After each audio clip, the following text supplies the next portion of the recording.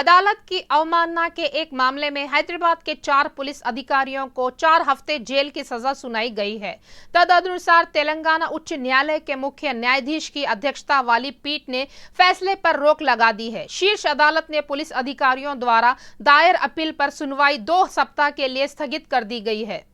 पता चला है कि तेलंगाना उच्च न्यायालय के न्यायाधीश न्यायमूर्ति राधा रानी ने जुबली हिल्स पुलिस द्वारा दायर एक याचिका पर सुनवाई की है, जिसमें पति पत्नी के विवाद के संबंध में अदालत की अवमानना का आरोप लगाया गया है। मामले में दोनों पक्षों की दलीलें सुनने वाले जज ने जुबली हिल्स एसआई नरेश, सीआई राजशेखर रेड्डी, बंजारा हिल्स के एसीपी सुदर्शन और वेस्ट जोन के तत्कालीन डीएसपी श्रीनिवास को 4 हफ्ते जेल की सजा सुनाई। मुख्य न्यायाधीश की अध्यक्षता में उच्च न्यायालय ने सजा पर रोक लगा दी। जुबली हिल्स गैंगरेप मामले में जुवेनाइल कोर्ट ने नाबालिगों को हिरासत में लेने की इजाजत दे दी है। 5 दिन की हिरासत में रखने की अनुमति दी। कोर्ट ने 5 में से 3 नाबालिगों को हिरासत में लेने पर सहमति जताई। जुबली हिल्स पुलिस ने अन्य 2 के लिए याचिका दायर की है। जुबली हिल्स पुलिस 5 संदिग्धों को हिरासत में लेकर उनसे पूछताछ करेगी। नाबालिगों से पुलिस जुवेनाइल होम में ही पूछताछ करेगी। पुलिस वकील की मौजूदगी में आरोपी से पूछताछ करेगी और बयान दर्ज करेगी।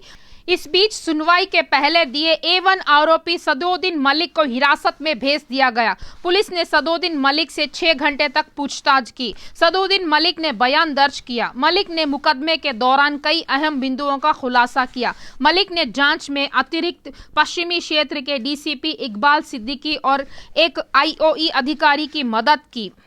जुबली हिल्स रेप मामले में पुलिस द्वारा लिए गए फैसले का मंत्री केटीआर ने स्वागत किया। इस पर उन्होंने ट्विटर प्लेटफॉर्म को जवाब दिया। उन्होंने कहा है कि बलात्कार जैसे बड़े अपराध करने वालों को वयस्कों के रूप में दंडित किया जाना चाहिए, न कि युवाओं के रूप में।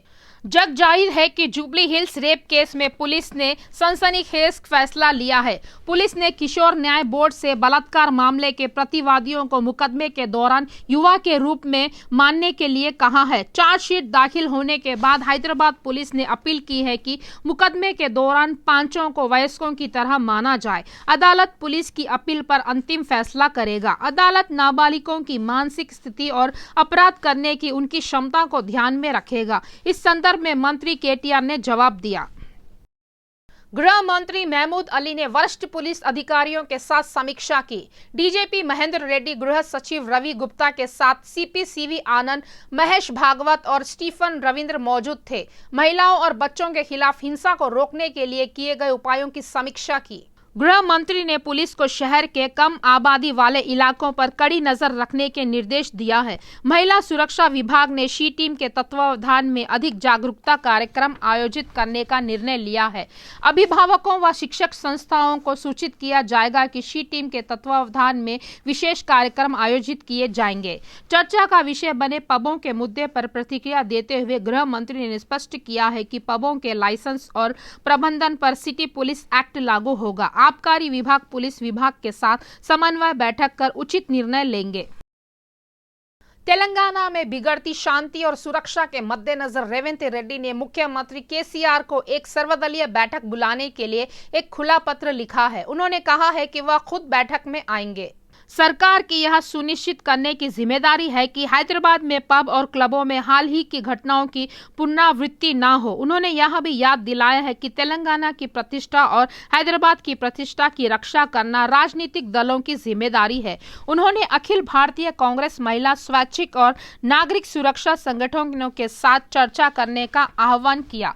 जुबली हिल्स में 4 युवकों ने एक लड़की के साथ सामूहिक बलात्कार की घटना की निंदा की।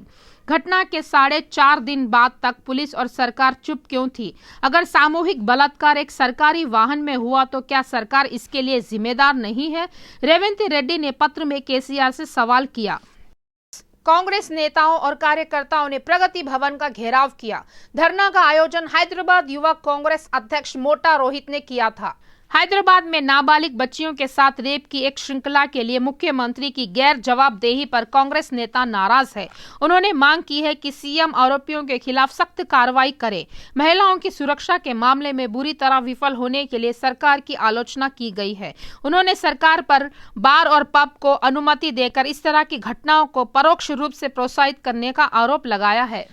హైదరాబాద్ నగర నడిపొట్టున మరి గత వారం రోజుల్లో 5 మంది మహిళలను మానభంగం చేస్తే మరి ముఖ్యమంత్రి నిద్రపోతుండా ఫామ్ హౌస్ ఉండా తెలుస్తలేదు. ముఖ్యమంత్రి ఈ రోజు వరకు స్పందించలే, రాష్ట్రంలో ఉన్న మంత్రులు స్పందించలే. మహిళా మంత్రులు అయితే అసలు వాళ్ళు మరి మహిళలా కాదా అని చెప్పి అనుమానం వస్తుంది. సాటి మహిళలకు హైదరాబాద్ నగరంలో రక్షణ లేకపోతే ఒక్క మహిళా మంత్రి కూడా మాట్లాడకపోవడం సిగ్గుచేటు. వెంటనే రాష్ట్ర ముఖ్యమంత్రి మరి స్పందించి వెంటనే మరి మసీవుల్లా ఖాన్ ఎవరైతే వక్ఫ్ బోర్డు చైర్మన్ ఉన్నో ఆయనను కూడా అరెస్ట్ చేయాలి. ఎందుకంటే ఈ సంఘటన జరిగింది ఒక ప్రభుత్వ వాహనంలో. మరి దీనికి బాధ్యత ఎవరు? మరి హైదరాబాద్ నగరాన్ని ఒక బ్రాండ్ తయారు చేస్తాన్న కేటీఆర్ ఈ రోజు హైదరాబాద్ నగరంలో కనీసం మహిళలకు భద్రత లేదంటే మరి నువ్వు హైదరాబాద్ నగరాన్ని ఎంత నాశనం చేస్తావో అందరూ గమనిస్తున్నారు. దీనికి నువ్వు నైతిక బాధ్యత వహించాలి. వెంటనే రాజీనామా చేయి. మహమూద్ అలీ కూడా వెంటనే రాజీనామా చేయాలి. మీరందరూ రాజీనామా చేసే వరకు కూడా మా పోరాటం కొనసాగుతుంది. ఇప్పటి వరకైనా మహిళలకు మరి భద్రత కల్పించాలి హైదరాబాద్ లో.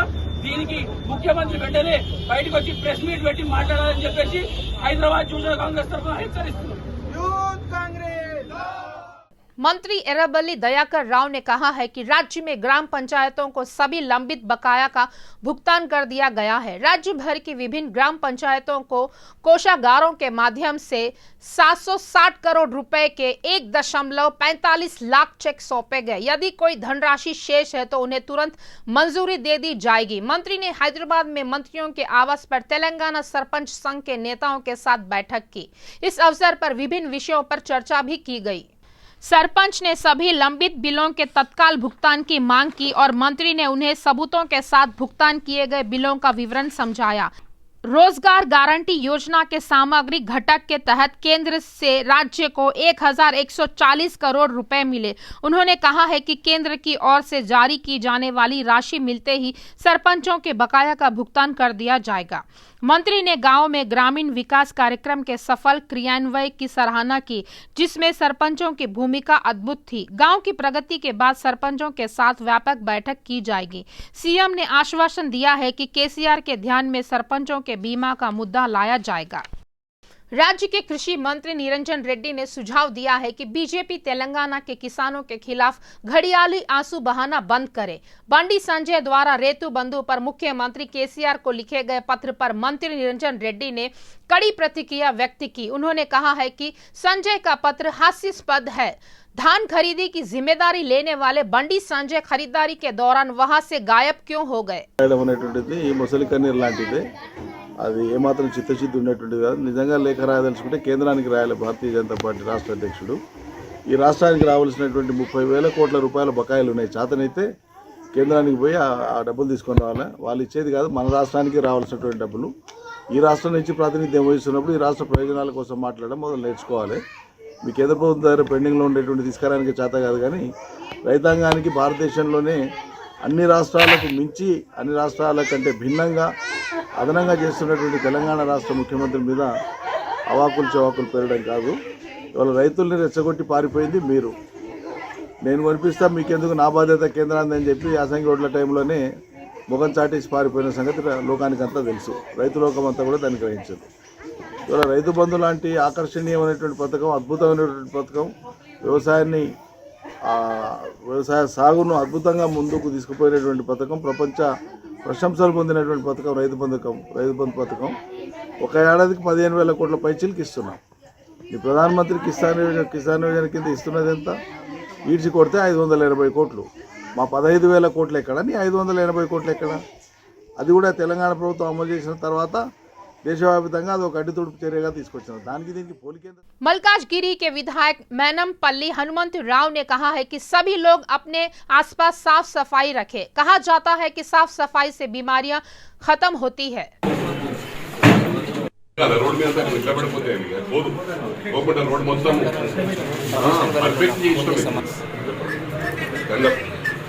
एक्स्ट्रा फ्लोर का ఇది ఓన్లీ ఫౌండేషన్ పడ్డది। सुप्रीम कोर्ट के मुख्य न्यायाधीश एनवी रमना और उनकी पत्नी ने तिरुपति के गंगम्मा मंदिर में दर्शन किए।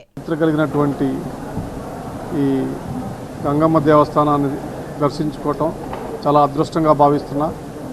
స్వామివారి తోబుట్టువైనటువంటి గంగమ్మ గారికి మొదటిసారిగా సారి పంపించడం జరుగుతుంది। ప్రాచీన సాంప్రదాయం ప్రకారం అయితే మొదట ఇక్కడ దర్శనం చేసుకుని తర్వాత స్వామివారి దర్శనం చేసుకునేవాళ్ళు. మరి ఆ సాంప్రదాయాన్ని పునరుద్ధరింపజేస్తే చాలా బాగుంటుందని అనుకుంటున్నాను. ఈ దేవస్థానాన్ని సందర్శించేటటువంటి అవకాశం కలిగించినటువంటి నా మిత్రులు కరుణాకర్ రెడ్డి గారికి కృతజ్ఞతలు తెలియజేసుకుంటూ ఈ గంగమ్మ దేవస్థానం వర్ధిల్లాలని చెప్పేసి ఆమె చల్లని చూపుతోటి ఆయురారోగ్య ఐశ్వర్య సుఖ సంతోషాలతో ప్రజలంతా సుఖంగా ఉండాలని చెప్పేసి కోరుకుంటూ ఈ అవకాశం ఇచ్చినందుకు కృతజ్ఞతలు. राजशेखर गंगपुत्र ने आगामी मानसून सीजन को देखते हुए लोगों को सतर्क रहने की सलाह दी है। मृगशिरा कार्तिक के मद्देनजर उन्होंने अंबरपेट के मछली बाजार का दौरा किया। साइकोपति संतोष कुमार की प्रताड़ना से तंग आकर उसकी पत्नी ने अपने 3 बच्चों के साथ पेट्रोल से भरी बोतल लेकर ससुराल के पास धरना दिया। मलकपेट थाना अंतर्गत फाक्सो एक्ट के तहत जेल में बंद पूर्व पति संतोष कुमार को लेकर पत्नी का आरोप है कि जेल भेजने के बाद भी उसके व्यवहार में कोई बदलाव नहीं आया है। कर्ज और शराब की वजह से पिछले साल दिसंबर से बेरोजगार बैठे संतोष कुमार बच्चों को परेशान कर रहा था। दिलसुख नगर विकास नगर में रह रहे ससुराल जाने के बाद उन्होंने बहू और बच्चों को घर आने नहीं दिया। चैतन्यपुरी थाने के प्रकाश राव ने शिकायत की थी कि अगर उनकी बहू रमा देवी घर आती है तो उनके जान को खतरा है। रमा देवी ने समझाया कि उसके कारण उसके ससुराल वालों को कोई नुकसान नहीं हुआ है, वे जानबूझकर उसे और उसकी बेटियों को परेशान कर रहे हैं। పేరు రమాదేవి సార్. 2005లో మ్యారేజ్ అయింది. 2005లో మ్యారేజ్ అయింది. 2013లో సేమ్ ఇలాగే జరిగింది. కొడుతున్నాడు తిడుతున్నాడు అని 3 ఆడపిల్లలు కంప్లైంట్ పెట్టినందుకు ఇంట్లోకి రానియకపోతే అప్పుడు 1.5 డే ఇంటి ముందర కూర్చుంటే ఇండియా లెవెల్లో 14 ప్లేసెస్లో కంప్లైంట్లు పెట్టి మళ్ళీ ఈడ 1.5 డే కూర్చుంటే తాళాలు తెరవకుంటే అప్పుడు మంది భయానికి టీవీ భయానికి జనాల భయానికి కాంప్రమైజ్ చేసుకొని సరూర్నగర్ పిఎస్లో తెల్లారి మధ్యాహ్నం వచ్చి కాంప్రమైజ్ చేసుకొని బయట పెట్టిండు మమ్మల్ని. 2 ఏళ్ల కింద మా అత్తమ్మ మామని ఫ్లాట్ కొనిచ్చిండు మలక్పేటలో. ఆడు ఉంటున్నాం బాగానే ఉంటుండే. మా పేరెంట్స్ ఇంటికి 7 ఏళ్ల నుంచి ఇప్పుడు పోయినా నేను 7 ఏళ్ళకి పోయినా నేను బాగానే ఉంటుండే. డిసెంబర్ నుంచి ఒకటే డ్రింకు. అప్పుడు వచ్చిన 2016 నుంచి నా సిగ్నేచర్లో ఆయనకు ఒక ఇన్కమ్ సోర్స్ అయ్యింది. నేను సిగ్నేచర్ పెట్టాలి లోన్లకు. సరే పోనీ నువ్వుకున్నా. బిజినెస్ చేస్తా అంటే 3 లక్షలకు పెట్టినా, 5 లక్షలకు పెట్టినా, 10 లక్షలకు పెట్టినా. 1,50,00,000కు నేను సంతకాలు పెట్టాలంటే ఎట్లా పెట్టాలి సార్? ఇండియా బుల్స్లో 1,50,00,000కు లోన్కి పెట్టుకున్నాను.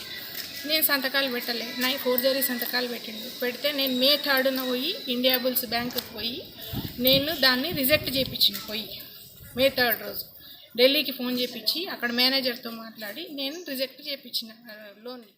सिकंदराबाद जीआरपी पुलिस ने रेल यात्रियों को निशाना बनाकर चोरी करने के आरोप में 2 लोगों को गिरफ्तार किया। रेलवे एसीपी अनुराधा ने कहा है कि आरोपियों के पास से 23 लाख रुपए मूल्य के 55 तोला सोने के आभूषण जब्त किए गए हैं। झारखंड के रंजन कुमार और उत्तर प्रदेश के राजीव कपड़ों के कारोबारी है। पुलिस ने कहा है कि दोनों चोरी पर ध्यान केंद्रित किया था क्योंकि व्यवसाय को नुकसान हुआ था। इसी के मद्देनजर रेलवे के एसी कोच प्लेटफॉर्म पर यात्रियों के बैग की जिप खोलकर कीमती सामान चुराते थे। पुलिस ने पाया कि ट्रेनों में टिकट खरीदकर और यात्री होने का नाटक करके महिला यात्रियों के बैग और सोने के आभूषण को निशाना बनाते थे। पुलिस ने कहा है कि हैदराबाद में ट्रेनों से चुराए गए पैसों को एबिट्स के एक होटल में रखा गया था। असली मामला तब सामने आया जब पुलिस ने उनसे पूछताछ की क्योंकि वे सुबह सिकंदराबाद रेलवे स्टेशन के आसपास घूम रहे थे। आरोपियों को गिरफ्तार कर पुलिस हिरासत में भेज दिया गया है। 11 కంపోనెంట్స్ మొత్తం జ్యువెలరీ కూడా ఇంటాక్ట్ రికవరీ చేయడం. గోల్డ్ ఎక్కడ పెట్టేసి గోల్డ్ వీళ్ళు ఇక్కడ వచ్చి హైదరాబాద్లో హోటల్లో స్టే చేసి గోల్డ్ వాళ్ళ దగ్గరే ఉంది, వాళ్ళ పొజిషన్లోనే. అయితే దాన్ని వాళ్ళు సేల్ చేయడానికి చూసిండ్రు. అదేదో వాళ్ళకి సెటిల్ కాక మళ్ళీ వాళ్ళ స్టేషన్లో వచ్చి ఇంకేమన్నా అఫెన్సెస్ ఉంటే చేసుకొని తర్వాత సేల్ చేస్తామని అనుకొని ఉంటారు. దాని మీదనే ఈ సేల్ అనేది ప్రాపర్గా వాళ్ళకి అది కాక ఆ పొజిషన్లో దొరికింది. ఊరికి పోయి మళ్ళీ వస్తామని. అయితే ఏంటంటే ఇప్పుడు ఇవాళ వాళ్ళ దగ్గర రికవరీ చేసిన దాంట్లో అడ్వాన్స్గా ఏసీ కోచెస్లో కొన్ని టికెట్స్ కూడా రికవర్ చేయడం. వీళ్ళిద్దరేనా మేడం ఇంకెవరైనా ఉన్నారు? ఇద్దరు టికెట్స్ ఏ ట్రిప్ సంబంధించి ఫ్రమ్ హజరత్ నిజాముద్దీన్ టు సూరత్. ఇంకొకటి Vidarbha Express Chhatrapati Shivaji Terminal to Akola. వీళ్ళిద్దరు విదర్భ. ఏ రోజు డేట్ మేడం అది? ఒకటేమో 16/6 ఉంది, ఇంకొకటేమో 17/6 ఉంది. पुलिस ने 4 अप्रैल को अत्तापुर के पास अरशद नाम के युवक की हत्या का मामला सुलझा लिया है। चारमीनार के एसीपी विक्रम रेड्डी ने कहा है कि अरशद को उसके दोस्त की चाकू मारकर हत्या कर दी गई क्योंकि उसे हिजड़ों के साथ गलत व्यवहार करने से रोका गया था। वाहिद, आमिर, शोएब और यूसुफ 4 ऑटो चालक 4 अप्रैल को अत्तापुर के पास एक ट्रांसजेंडर व्यक्ति से पैसे छीनने की कोशिश की। वहीं उनके एक अन्य दोस्त अरशद ने उन्हें रोक लिया। उसने कहा है कि वे हिजड़े को परेशान ना करें और ऐसी चीजें करने से परहेज करें। हिजड़ा के समर्थन में बोलने पर बाकी दोस्त अरशद से भिड़ गए। बाद में अरशद को अगली सुबह पुराने शहर के किशनबाग इलाके में बुलाया गया ताकि उनके बीच हुई झड़प पर समझौता किया जा सके। दोस्तों के बुलावे को ठुकराए बिना अरशद अपने चचेरे भाई के साथ वहां चला गया। बात करते करते दोस्तों में झगड़ा हो गया। झगड़ा इस कदर बढ़ गया कि शोएब नाम के युवक ने अरशद पर तलवार से अंधाधुंध हमला कर दिया। विरोध करने गए अरशद के चचेरे भाई के सिर पर बियर की बोतल से वार कर दिया गया। घटना में दोनों काफी गंभीर रूप से घायल हो गए। आरोपी वहां से ऑटो में सवार होकर फरार हो गया। स्थानीय लोगों के अनुसार पुलिस तुरंत घटनास्थल पर पहुंचकर दोनों को उस्मानिया अस्पताल ले गई। हालांकि एसीपी विक्रम रेड्डी ने कहा है कि पुलिस का मानना है कि इस मामले में एक महिला परोक्ष रूप से शामिल थी और वह घटनास्थल से भाग गई थी। ఈ అర్షద్ అతన్ని దుబ్బేస్తాడు, నెట్టివేసి అలానే వెంటనే ఈ వైద్ ఖాన్ వాళ్ళ స్నేహితులు అర్షద్ వాళ్ళ ఫ్రెండ్ బంధువైన జమీల్ పైన అటాక్ చేస్తారు. ఈ వైద్ ఖాన్ దగ్గర ఉన్న కత్తితోటి అర్షద్ని విచక్షణ రహితంగా పొడవడం వల్ల అతనికి తీవ్ర గాయాలై కింద పడతాడు. అలాగే ఈ వైద్తో పాటు ఉన్న వాళ్ళ అసోసియేట్ సహచరులు ఒక బీర్ బాటిల్ పగలగొట్టి జమీల్ని కూడా గాయపరచగా అతని తలపైన ఇతర భాగాల శరీర భాగాలపైన గాయాలు చేసి వాళ్ళు పారిపోతారు. వచ్చిన ఆటోలను పారిపోతారు. ఇమీడియట్గా పోలీసుకు సమాచారం అందగానే పోలీసు వారు ప్రజల సహకారంతో ఆ ఇద్దరిని గాయపడిన వారిని ఉస్మానియాకు తరలించడం జరుగుతుంది. దురదృష్టవశాత్తు ఉస్మానియా పోయే లోపలనే అర్షద్ అతను చనిపోతాడు. ఈ జమీల్కు గాయాలకు ట్రీట్మెంట్ చేసి అతన్ని ఫిర్యాదు పైన కేసు నమోదు చేసుకొని విచారణ చేస్తున్నాము. ఇక్కడ పబ్లిక్లో జరగడం వల్ల చాలా మనకు ప్రజలను విచారించి సాక్షులుగా కొంచెం సమాచారం చేయించి ఈ కేసుని చాలా పకడ్బందీగా సాక్ష్యాలను సేకరించి వారిపైన అభియోగాలు నమోదు చేయించి కోర్టు ద్వారా వాళ్ళకి हैदराबाद मौसम विज्ञान केंद्र के निदेशक नागरत्न ने कहा है कि हैदराबाद मौसम विज्ञान विभाग के अनुसार दक्षिण पश्चिम मानसून के आंध्र प्रदेश में प्रवेश करने में 2 दिन और लगने की संभावना है। उसके बाद दक्षिण पश्चिम मानसून तेलंगाना में प्रवेश करेगा। हैदराबाद मौसम विज्ञान केंद्र के निदेशक नागरत्न ने कहा, छत्तीसगढ़ से तट तक फैली सतह का बेसिन गुरुवार को तेलंगाना से दूर चला गया। इससे मानसून के आगे बढ़ने के लिए अनुकूल परिस्थितियां बनती है। उन्होंने कहा है कि अगले 48 घंटों में गोवा, कर्नाटक, दक्षिणी एपी के कुछ हिस्सों और तमिलनाडु के बाकी हिस्सों में मानसून के लिए परिस्थितियां अनुकूल है। उन्होंने कहा है कि रॉयल सीमा जिलों में प्रवेश करने के बाद मानसून तेलंगाना में आएगा। इस महीने की 13 तारीख तक राज्य के कई जिलों में गरज के साथ छींटे पड़ने की संभावना है। पिछले 24 घंटों में राज्य के 11 जिलों के विभिन्न हिस्सों में बारिश हुई है। निर्मल जिले के वानल पहाड़ के 7.40 सेंटीमीटर और निजामाबाद जिले के रंगेल में 4.40 सेंटीमीटर बारिश हुई।